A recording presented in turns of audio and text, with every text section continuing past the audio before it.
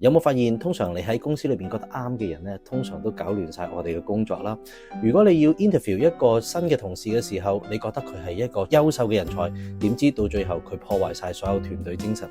通常我哋遇到一啲嘅工作啦，如果覺得好嘅時候，我哋諗住放心落去做嘅時候，竟然會令到我哋咧血本無歸。嗱，呢啲咧其實係咩咧？就係我哋大腦裏邊有一個快捷鍵，呢個快捷鍵咧就叫做代表性啟發。其實喺我哋大腦裏邊咧，經常都會好懶惰，見到一啲自己似嘅嘢嘅時候咧，我哋就會咧將佢自動歸類噶啦。所以問題係點樣識咗大腦呢個陷阱呢一個掣咧？以下落嚟咧有3個步驟咧幫到你嘅。第一個係問自己成功嘅比率有幾多？